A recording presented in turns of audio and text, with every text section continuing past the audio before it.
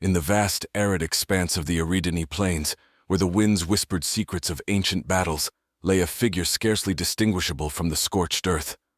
Her name was Aris, a creature born of starlight and shadows, a member of the ethereal race known as the Verilians. Her form, elegant yet formidable, was marred by wounds both physical and unseen. The conflict that had ravaged her world left her forsaken, her once shimmering azure skin now tarnished with the dust of desolation. As the twin suns of her planet dipped below the horizon, casting long shadows across her still form, a solitary figure approached. This was no ordinary rescuer, but a human, a species rare and often misunderstood in the galactic corridors of power and diplomacy. The human's name was Jack, an explorer marooned on this desolate world by a twist of fate and a malfunctioning spacecraft.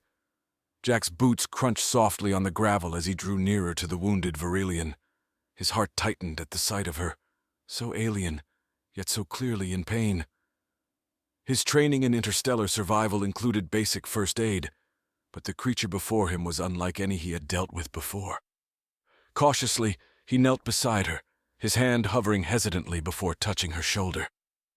"Hey, it's all right. I'm here to help," he whispered, not sure if she could understand him. Aris's eyelids fluttered open, revealing eyes like molten silver, full of confusion and a flicker of fear. The language of the Verilians was musical, a symphony of soft chimes and subtle vibrations that humans could feel more than hear. She responded, her voice a melodic hum, weak yet imbued with a dignity that belied her dire state. Jack, having learned a smattering of the galactic common tongue during his travels, used it to communicate his intent. "I am not going to hurt you. I want to help you," he explained, his voice steady, projecting as much warmth as he could muster. Understanding dawned in Aris's eyes, and with it, a spark of hope. She nodded slightly, her body trembling with the effort. Jack carefully examined her wounds, noting the severity of her injuries. There were deep gashes that seemed to burn with an inner fire, likely inflicted by energy weapons, and her limbs were awkwardly angled, suggesting fractures. Utilizing his emergency med kit, Jack began the delicate task of administering first aid. He treated her wounds with biofoam, a quick-acting agent that stemmed bleeding and started the regeneration process. As he worked, he spoke softly, telling her about Earth, about the blue skies and green fields, about oceans wide and deep. Aris listened, her pain momentarily forgotten, transported by his words to a world far from her desolate plains. As the first hints of dawn painted the sky in hues of orange and pink, a fragile bond had formed between the human and the Verilian. Jack had set up a makeshift shelter using parts of his damaged spacecraft and helped Aris inside. She was weak but stable, her breaths less labored now. "You need rest," Jack said, checking the environmental controls to ensure the temperature inside the shelter was comfortable for her. "I'll watch over you." Aris nodded, her eyes closing with a trust that was as profound as it was desperate. The plains around them remained silent, holding their breath as one of their own lay healing, guarded by an unlikely protector from another world. The suns rose, casting light on the new day, and the new hope that sprouted from the most unlikely of soils. The hope that even in the vast, cold expanse of the galaxy, no one is truly abandoned. The shelter, cobbled together from the remnants of Jack's spacecraft, hummed softly in the eerie quiet of the Eridani night. Aris, still cradled by the throes of healing, lay on a makeshift cot, her breathing deep and even under the watchful eye of her human protector. Jack sat beside her, a silent sentinel, his mind racing with plans and calculations for their survival on this harsh planet. As the night deepened, Aris's rest was troubled by dreams of her past, of the sky ablaze with the fire of battle, of friends and foes lost in the cacophony of war. Her face contorted in pain, a silent scream etching itself across her features.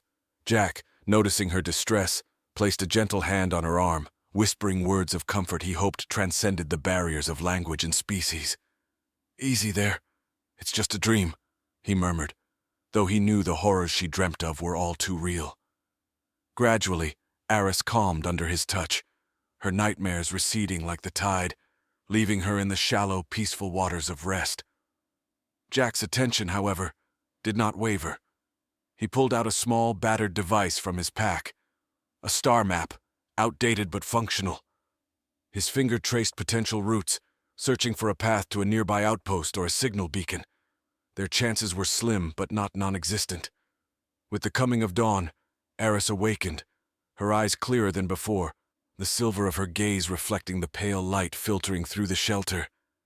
She sat up, her movements slow but assured, a testament to her recuperating strength. "You healed me. Why?"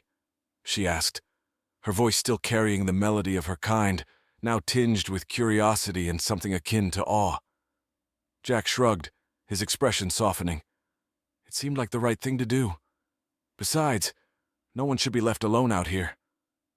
Eris considered this, her head tilted in a gesture of contemplation. Then slowly she reached out her hand, her fingers slightly trembling as they brushed against his. It was an act of gratitude, profound in its simplicity. Their morning passed in shared silence, comfortable and companionable. Jack showed Eris how to operate some of the survival equipment, while she, in turn, taught him a few phrases in her language, laughter mingling with their awkward pronunciations. Despite the desolation surrounding them, a semblance of camaraderie blossomed, fueled by shared adversity and mutual respect. But the respite was short-lived. As midday approached, the ground trembled beneath them, a low rumble that grew in intensity until it was impossible to ignore. They emerged from the shelter, scanning the horizon. A dust cloud billowed in the distance, moving towards them with alarming speed. "It's a sand crawler," Eris explained, her voice laced with urgency. "We need to hide, now!" Without hesitation, Jack followed her as she led him to a nearby ravine, its walls worn by centuries of erosion. They crouched among the rocks, barely daring to breathe as the ground shook under the weight of the massive vehicle. The crawler passed without stopping, oblivious to the two figures hidden in its shadow. Under the relentless gaze of the twin suns, Jack and Eris worked to fortify their makeshift shelter. The encounter with the sand crawler had left them acutely aware of their vulnerability on this unpredictable planet. As they labored, they also devised a rudimentary communication system using the scraps of technology salvaged from the wreckage. Eris, her knowledge of engineering more profound due to her people's advanced technologies, guided Jack's less refined but clever mechanical instincts. Together they crafted a sensor array from the remnants of Jack's navigational instruments and her own, more sophisticated devices. This patchwork setup was designed to alert them to any approaching threats, be they natural or sentient. While testing the sensors, Eris explained their potential adversaries. "The Kraylites often scout this region for resources. If they find us, they will not hesitate to claim what is ours." Jack nodded, taking in every detail. "And the wildlife? Some are merely curious, others predators seeing us as prey. This planet is a haven for the lost and the hunting," she replied, her eyes scanning the horizon. Their midday meal consisted of rationed supplies from Jack's pack, supplemented with edible native flora Eris identified as safe. As they ate, Jack considered their next steps. "We need to find a way off this planet. There's got to be a beacon or an outpost somewhere. Any idea where the nearest one might be?" Eris paused, her expression pensive. "To the north, beyond the glass peaks, lies an old Varelian outpost. It has been abandoned for cycles, but its distress beacon might still function." Jack considered the risks. "How far?" "It will take days on foot, through territories that are less than friendly," she warned. Deciding their course of action would wait until after they had secured their immediate survival. They returned to their tasks, strengthening their temporary home. Their afternoon was spent in silence, each lost in their own thoughts about the upcoming journey. As evening approached, Eris taught Jack how to use a Varelian tool that extracted moisture from the air, a vital skill on this dry planet. They spoke little as they worked, conserving energy and words, both aware that every moment of peace might precede a storm. Night fell, and with it came a drop in temperature that made their shelter seem even more a sanctuary. Eris, more accustomed to the climate, noticed Jack shivering. She retrieved a thermal blanket from her own scant supplies and offered it to him. "Why do you help me?" Jack asked, accepting the blanket. "You are not the enemy, nor are you indifferent. In my culture, those who show compassion are to be honored," she responded. Their conversation drifted into the stories of their respective worlds. Eris spoke of Veralia, a planet of vast oceans and floating cities, a stark contrast to the barren, hostile landscape surrounding them. Jack, in turn, described Earth's diverse ecosystems, his descriptions filled with a longing that tugged at Eris's heart. As they shared their histories, the line between human and Verilian blurred, replaced by a mutual understanding that spanned stars. They retired to their respective corners of the shelter, the weight of their shared isolation pressing against the fragile truce they had formed.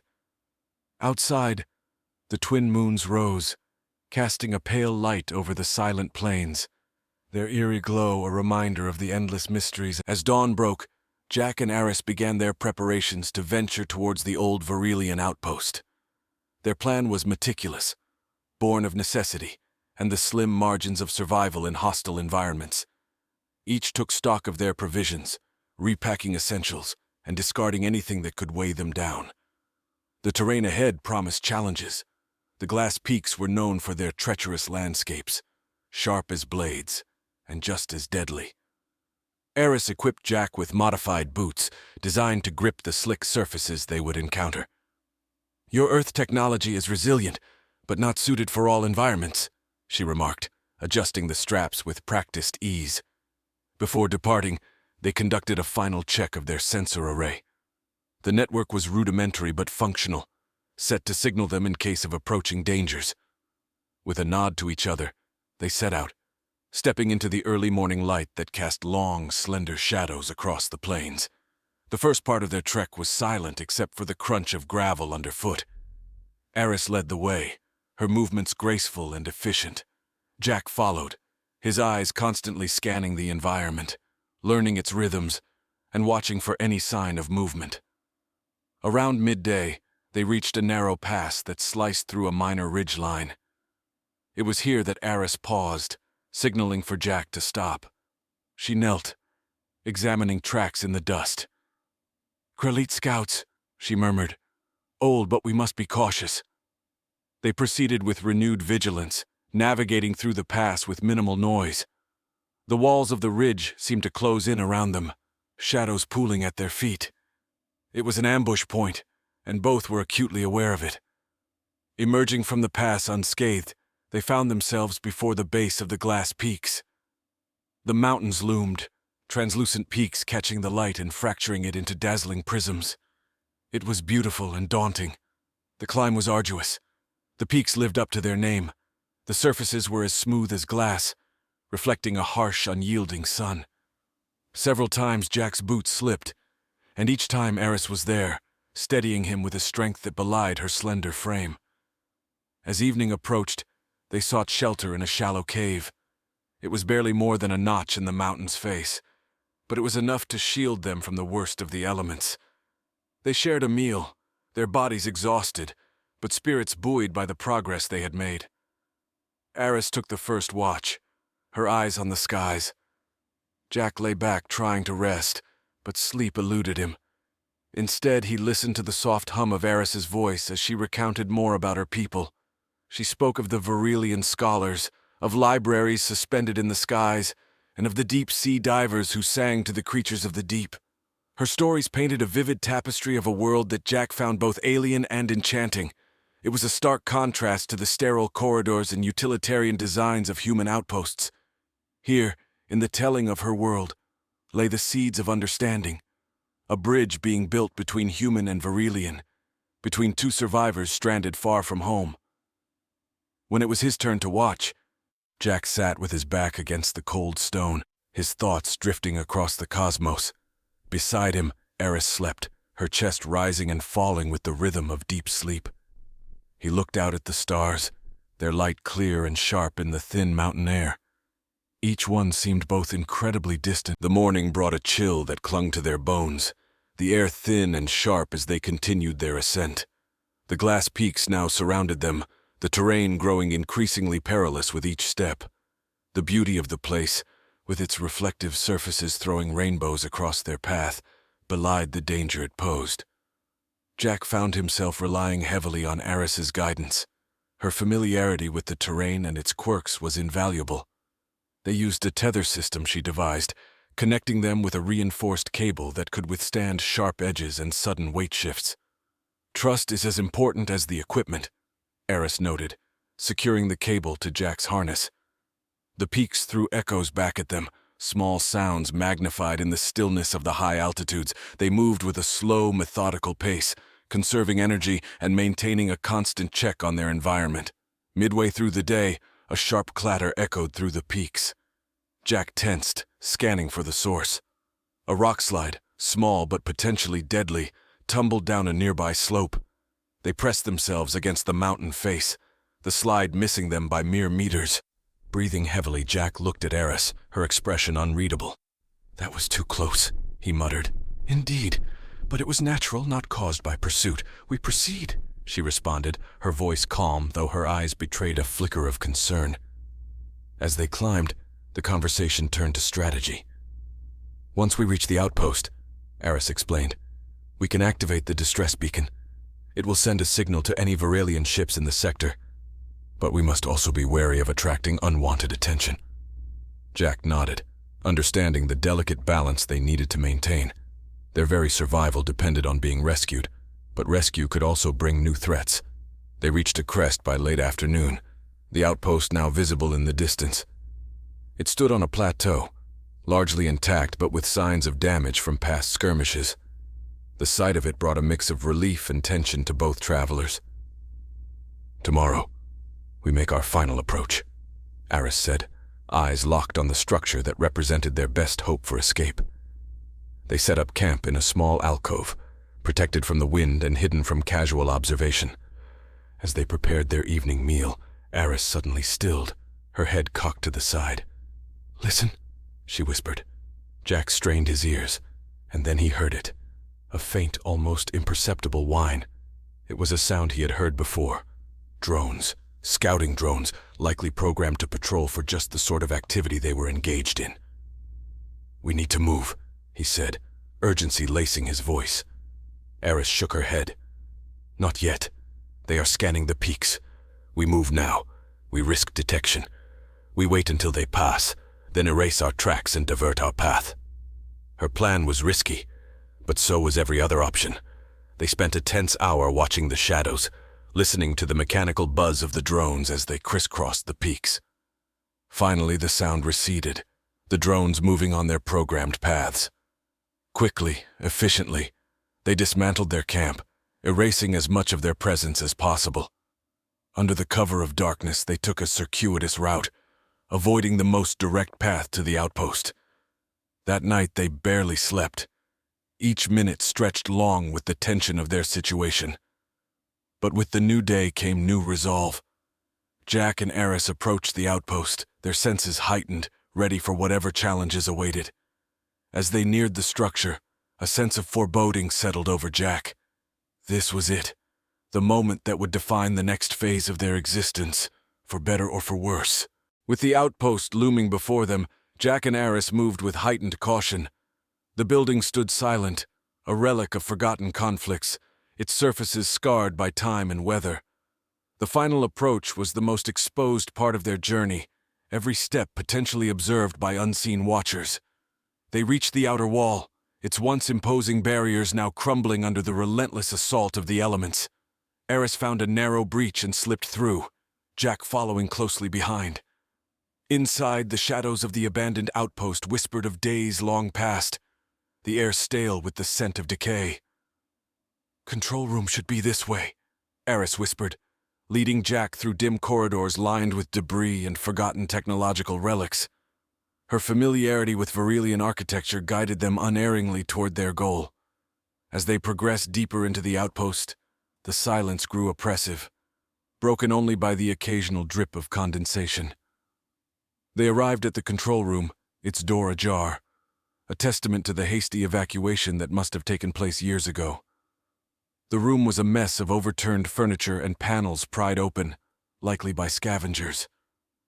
Eris went straight to the main console, her fingers deftly removing the dust cover that obscured its functions. "Power's still on," she murmured, her voice a mix of relief and surprise. "Stand back."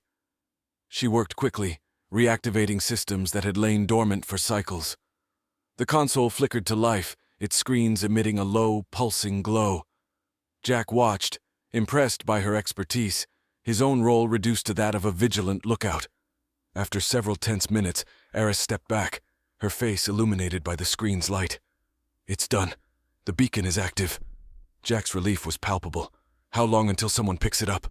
"It varies," Eris said, her eyes scanning the readouts. "Could be hours, could be days. We should prepare to defend this position." They set about securing the room, barricading the door and setting up surveillance on the approach routes. As they worked, the outpost seemed to come alive around them, groaning and settling, as if reacting to their presence. Hours turned into a night of watchful waiting. Jack and Eris took turns resting, though sleep was fitful and light. Every noise echoed through the empty halls, a reminder of their vulnerability. During one of his watches, Jack pondered the unlikely alliance he had formed with Eris. They had come from worlds apart, thrown together by circumstance, yet he had come to trust her as he would have trusted his own crew. It was a testament to the bonds that could form even in the most unlikely of conditions. On the second day, as Jack scanned the horizon with a pair of binoculars, a speck appeared in the sky. He watched, heart pounding as it grew larger, resolving into the unmistakable shape of a ship. "Eris!" he called out, unable to keep the excitement from his voice. Together, they watched as the ship descended, its markings identifying it as Varelian. Relief washed over them in an overwhelming wave. The ship landed with a gentle thrum, kicking up clouds of dust. The hatch opened, and a contingent of Varelian soldiers emerged, their weapons at the ready. Eris stepped forward, speaking rapidly in her native tongue.